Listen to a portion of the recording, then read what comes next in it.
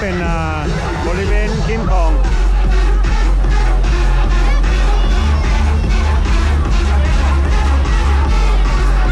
ข้ามกันทาง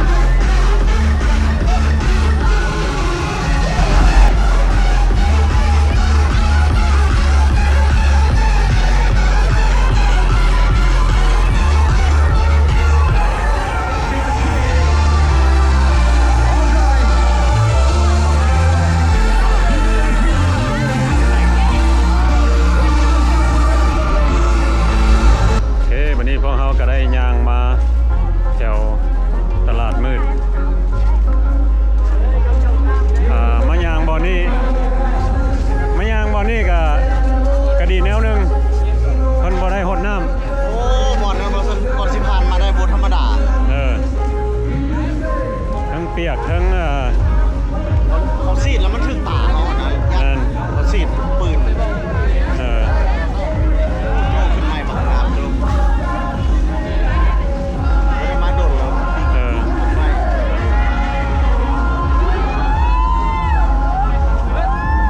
มันเลี้ยงรถทางไก่ได้เห็นเลี้ยงหลายบ้าน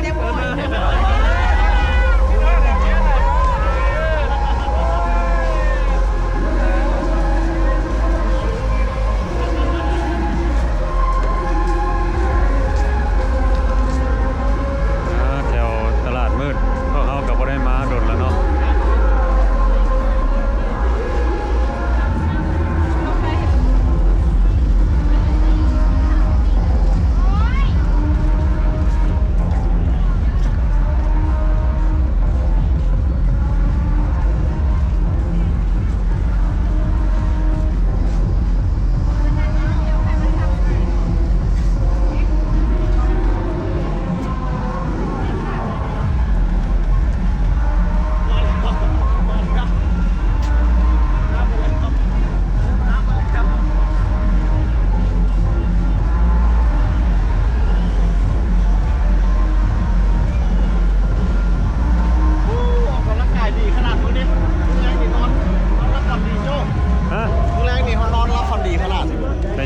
เป็นยังว่าเขาย่างหล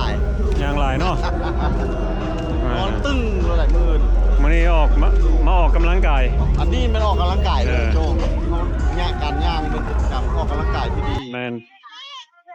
แต่ว่าใส่เกิบอีแตะเรื่องอีแตะเรื่องเกิบอีแตะนี่ท่านได้ใส่มาใหม่แล้วใส่เลยบุเรื่องเลยเจ็บตีนเนอะโจ้เคยเป็นพอมาใหม่แล้วมาแอบใส่แต่เจ็บตีนเดี๋ยวนี้ใส่มาหลายปีแล้วก็เลยเรื่องไปเลยแบบในกรุงเทพละชุดที่คุณได้ไหน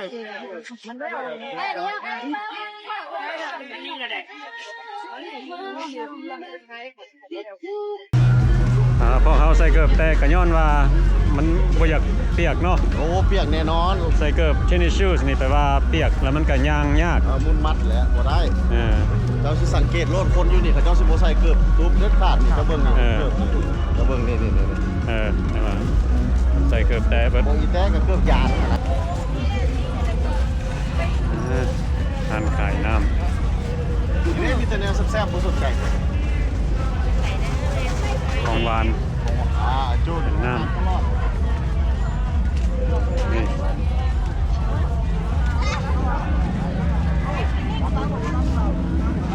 มาฮอดห้องแฮมที่มีชื่อเสียงดัง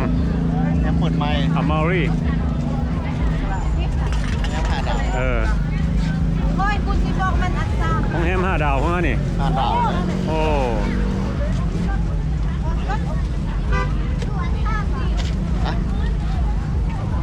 เขาคิดว่ามีมือหนึ่งเขากับซิมีบุญวาสนาโอ้ยแพงถ้ามีมือหนึ่งนะเจ้าจะไปมือใดเจ้าก็ไปได้นะโอ้ยแต่ว่ามันนั่นน่ะมันบ่จำเป็นที่มีบุญวาสนาหรอกของซัมนี่แต่ว่าเขาก็อยู่ได้แต่ว่ามันก็อยู่ได้มันก็สิเฮ็ดให้เขากระเป๋าเขาเบาไปหน่อยนึงอยู่ได้คือกันมุ้ยปัญหาเจ้าแต่ว่ากระเป๋าเขาอันนี้ล่ะกระเป๋าเขากับมันก็จะ แฮวเลยแหละ นอนคืนเดียวก็แห้วไปแล้วเนาะ แค่แฮวเลยแหละ ฮะนี่เบิ่งอาหารเพิ่นนี่ เขาก็บ่ไปแฮวเนาะเฮือนเขาก็มีดิเนาะ สำหรับเฮา เจ้าสำหรับเจ้าก็ไปอยู่แล้วค่อยบ่ได้เสียเงินก็ยังบอกแล้ว ก็แม่นหากแต่ว่าเฮาคนนั่นน่ะมักอยู่โฮเทลเด้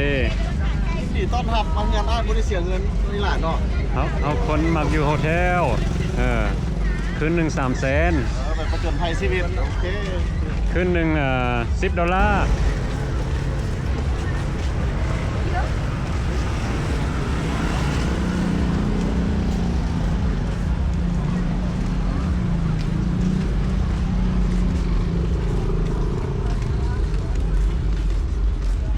มื้อนี้ก็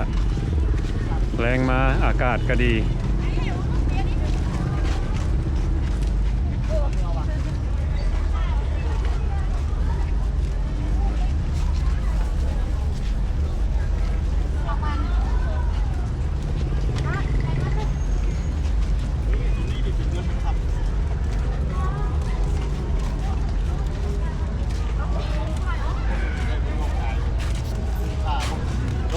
ฮะ อันนี้มันเป็นเงินเป็นคำ แม่น ตัวกระตุ้นเป็นเท่าที่เราบอก นี่เป็นกะเก็บ ผมมีอาหารกินสุจริต เนี้ยหากิน 3เมนูสี่เจ้าเก่งปะนะคุณสมบอกเจ้าต้อง4พุ่นว่ะ นี่ อันนี้ อ้าว นี่เขามาพูดคำเดียวว่าหมดจ้อย ผมมาอันน่ะ3แม่ลูกนี่วะนี่โอ้มาเก็บยามบุญเนาะวันนี้กระป๋องลาย น้ำขึ้นอะไรนี่นะ อ๋อ ได้ก็ได้ยำมุดเดียวสิ เห็นบอมมิตรยามนี่ได้น้ำขึ้นนี่นะ ไปเก็บน้ำบูดเบียร์นี่เนาะ แน่นแล้ว เก็บน้ำนี่ก็ได้น้ำมุดก็ได้น้ำ ขาลอย อันเบิดนี่ก็ว่าได้หลายปานใดนี่ โอ้หลายเลย พอถามได้บ่ ได้อยู่ประมาณ 10ไปโล ได้ฮอดแสนบ่เบิดนี่ เขาพูดเอาขึ้นเอาโลเท่าไหร่เอาไปให้เพิ่นไปปล่อยให้เพิ่น 30 โล30 อันนี้เป็น ประมาณ10ไปโล เป็นกระป๋องเบิดเนาะ ไปโลโอ้โอเคได้นี่ อืม แต่มันน้ำมันบ่ขึ้นตลอดนะ ไม่ว่า โอ้ยน้ำขึ้น เฮาทาย ได้เลยเรียนจัง ซ้ำนี่ได้ฮอดอยู่บ่200,000ซ้ำนี่ โอ้กายโจ กายบ่ เจ้าก็ขึ้นเอานะโล30 โล30 ครับสมมุติ10โลเจ้าก็คูณเอาโลด ก็ว่าได้หลายปานใดนี่เบิดล้อนี่ ไม่มี3-4เซนนี่แหละ 3-4แสน 3-4 แสนเนาะโอ้ นี่แหละได้เงินลูกหลานเถอะ อืม เอาไปซื้อลูก3 ลูกชาย2คนนี่คนเดียว ลูก3 โอ้ เก่งกว่าเรานะ เฮามา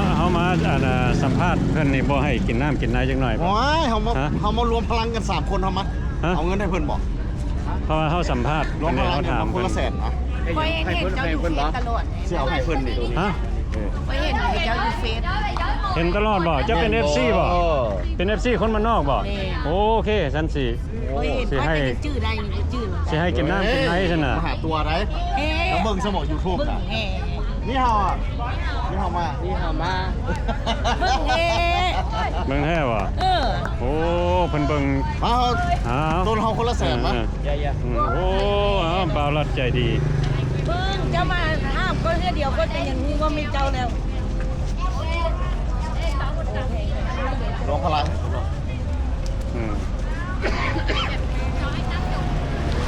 เก็บไปนั่นแหละไปกินกับคนที่อิ่มดิฉัน ให้เพิ่นพากินน้ำกินไหนเนาะพอได้ ให้ไปซื้อกันเอ้าต้องการอย่างก็เอามาแหละ โอ้คนน่ะ ครับ เออ เรื่องนมเนี่ยอย่างก็ เพิ่นก็ใจบุญนี่โอเคเอาอันนี้ละเนาะอันน่ะ วันนี้นี่เฮาแล้ววันนี้น่ะ ใจเด้อ โอเคโอเค กดไลค์ติดตามตลอดเนาะ ขอบใจหลายๆให้อยู่ดีมีแฮง ให้โชคให้มานป้าไม้ปีใหม่ จะเมื่อนอน เย้ไปพวกเขาวันนี้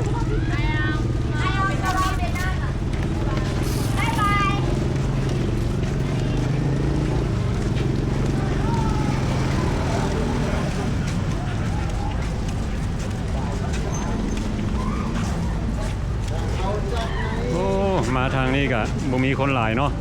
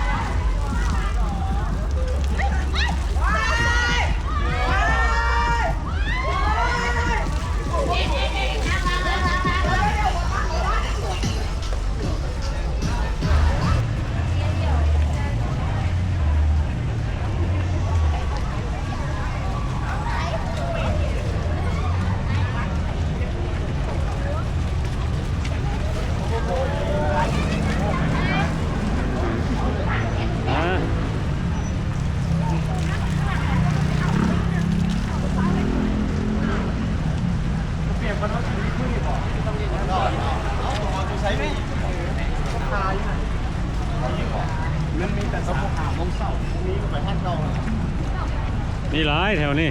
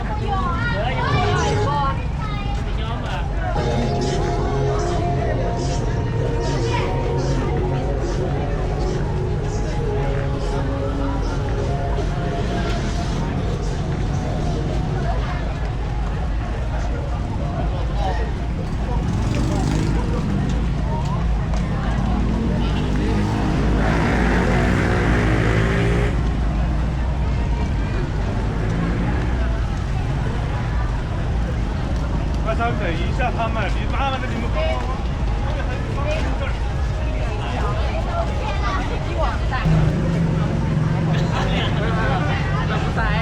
เขาจะหัวแม่เขาโซกาเด็กโซกาแอ๊กของ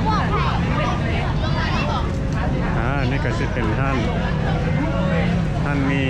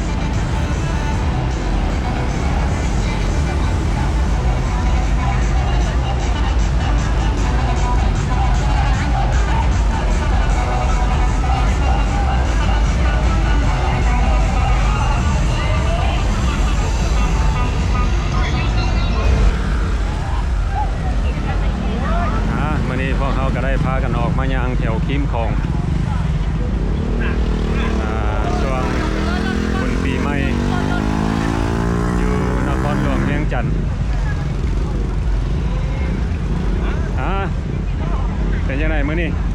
ม่วนหลายบ่ โอ้มูนี่ม่วนหลายแล้วก็เมื่อยย่างหลาย มื้อยางหลายเนาะ มื้อแรกเนี่ยมันนอนเนาะนี่ได้รถนะนี่ได้จะไป นอนรับดีมื้อแรงเพิ่นว่าเอ๊ะฮะ เอาเสียน่ะ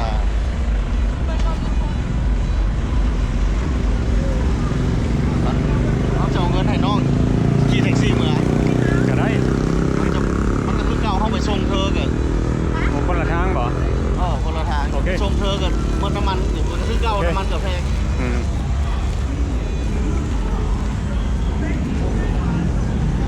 โอเคเอาก็สิขอจบคลิปนี้ไว้สำนิทซะก่อนเนาะนี่ก็คุณปีใหม่แล้วก็ขอให้เบิดทุกคนอยู่ดีมีแฮงฟ้าใหม่ปีใหม่เนาะแฮปปี้นิวเยียร์โอเคขอบใจ